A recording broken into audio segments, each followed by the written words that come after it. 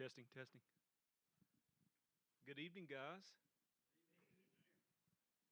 I have the great privilege today to introduce a friend of mine who I've known about 2 years now, I think. And what a 2 years it's been.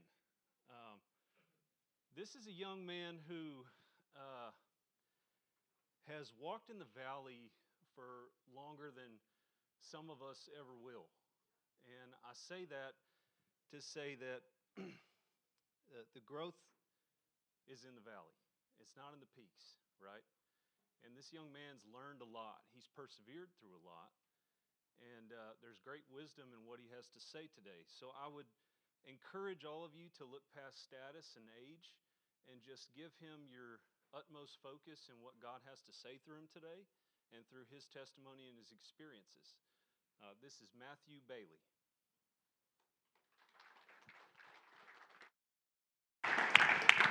Thank you, brother. You do great. Yes, sir. Oh, thank you, Patrick. Let me get this ready.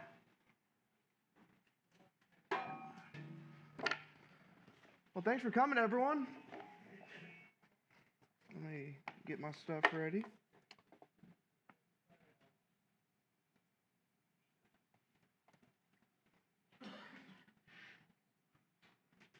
So, for y'all who don't know me, my name's Matthew Bailey.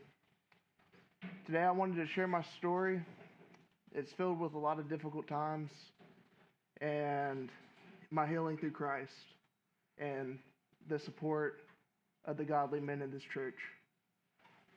I was raised in a family that considered themselves Christian, but didn't let their Christianity impact their lives.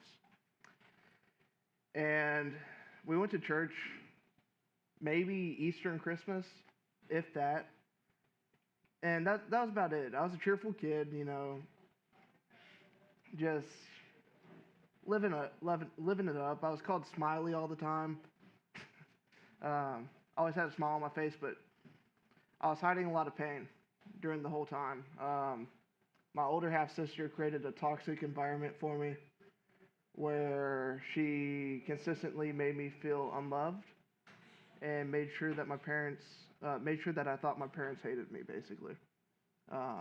It was difficult. I carried that pain with me for many years, and it built walls around my heart, which made it hard for anyone to reach. Proverbs 18:14 says, "The spirit of a man will sustain his infirmity, but a wounded spirit who can bear." That wounded spirit is something that I dealt with for many years. Actually, most of my life, I dealt with that. Then something happened that started a series of downward spirals for me and my family. We had a house fire. My dad was away helping my grandparents, which I'll get back to some of that more later. And I was home alone with my mom and my sister. Well, I lost everything in that moment. The fire alarm was going off, and I opened my door, and there was heat and flames that hit me. I felt panic take over. I actually sat up while speaking later that night in my sleep because of how traumatized I was in that moment. And then, not to mention, shortly after that, my half-sister decided to abandon ship and left us at our worst. And she's only recently started to even acknowledge any wrongdoing in any sort of situation that happened there. But, so moving on to my grandparents. They were very special to me growing up. I always loved them. Always loved it whenever they would come over. But I didn't realize how much they were stressing my family out with their demands. We were always the ones to help them, especially my dad. We were always the ones to put everything aside to help them. And eventually they stopped appreciating it, and it started becoming an expectation of our family. And when they moved in with us after my grandpa's heart surgery, it became too much, and during that Thanksgiving whenever we should have been together as a family, together loving each other, thanking each other. It turned into a huge fight. And that moment triggered a lot of negativity for me in my life. I started using substances to cope with the negativity. I was 14 at the time, already going down that rabbit hole. I was just trying to find a way out of reality. I didn't want to be in a world that was so deep and heavy. 1 Peter 5-7 says, "Cast all your anxiety on him because he cares for you." I really wish my heart was open to that love at that time because I didn't feel it. And I tried to take my life several times within a few years. And eventually, I got caught vaping at school, and my parents found other stuff in my room, which led to them finding out about my suicide attempt. And that started my road to recovery, which I'm still fighting for to this day. My parents sought help from the church, and Brother Casey Hensley, he stepped forward and he answered the call for prayer. To this day, he has been a major stepping stone in my recovery. He has been a major influence in my life.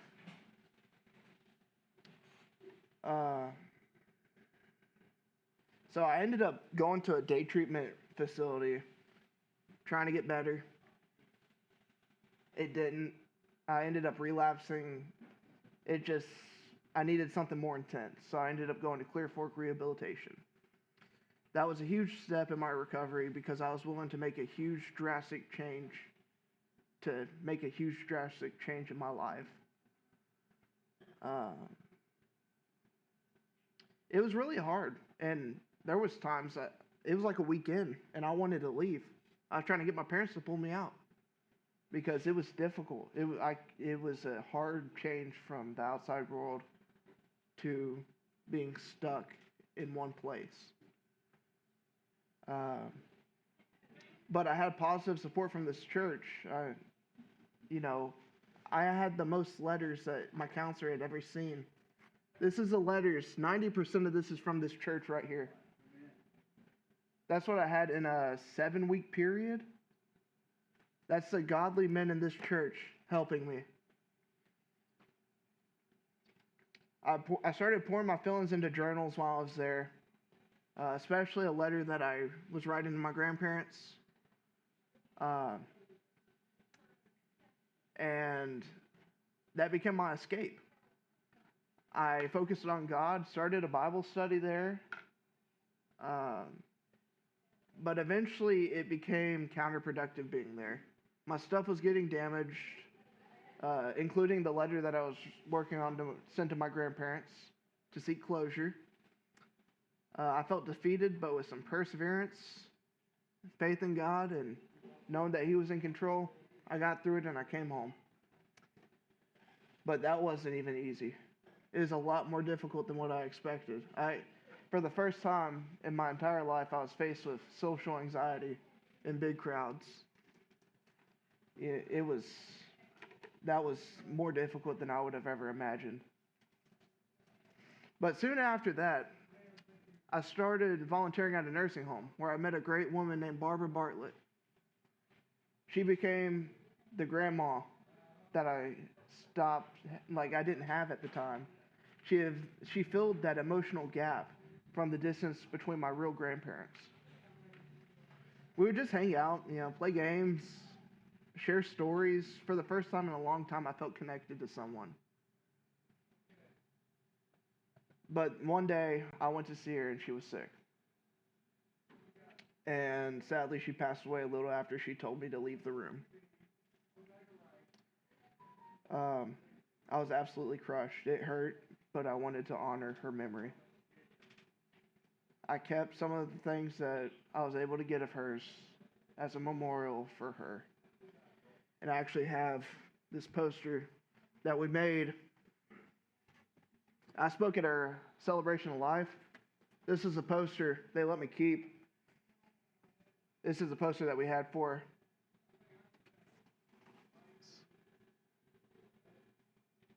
That was her, you know.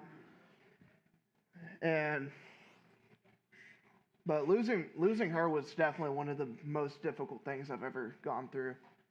Um, she was the first one that I was close to, first person that I was close to that had passed away, that I completely lost touch with, and I had a hard time dealing with that. And soon after that, my volunteer work at the nursing home was forced to come to an abrupt stop. For some reason, I still don't fully understand. Um, but I had to stop going there. I wasn't, yeah. So I lost my major outlet for support. My major go-to in ministry was that. My major go-to in everything was that nursing home. And I lost that. And I failed to use the godly men that God provided for me to use. And I started falling back into old habits. But even after I messed up, even after that, the men of this church held me up. I mean, specifically, Chris Lewis is over here. Yeah, come on, stand up. Stand up. He's over here. I sat in his car for 3 hours in our driveway because he was counseling me. This man showed up whenever I needed him. And I just want to thank you for that, first off. But it finally clicked. It doesn't matter what happens. We're all sinners and fall short of the glory of God. But what does matter is that we love each other. And I've seen this unconditional love from men in this church. The love, the support, and accountability. And it has led to where I am right now. Today, I still grieve for Barbara, and my relationship with my mom's parents still remains extremely distant, but I stopped chasing it. It's not there anymore, and I'm just not going to chase something that's not there. Instead, I've started focusing on healing myself, staying right with the Lord, and my family's now doing counseling up at Sagemont, Christian counseling, and it's been helpful. We're learning to understand each other. It feels good to finally have some peace, you know, to be able to start healing as a family. The biggest lesson I've taken away from my experience is to be vulnerable, not only to God, but with the godly men in church. Whether it's this church or another church, being vulnerable is the biggest thing that I've learned. Because without that, there's going to be no healing. You're going to, which a lot of people do, is keep it all inside until it becomes too much, which is what I did for many years. But once you finally learn that, I felt peace that I haven't felt in years. Since I was little, I found peace. But the one message I want to get across to all of y'all is to reach out to these young men, these young fathers, these teenagers. Get them to events like this. Have them come do this kind of stuff. Give them the opportunity to get the support and love and see that what that looks like for godly men in the church and raise them. Build them up to be the next generation of godly men in the church. It's been an honor to share my testimony with y'all.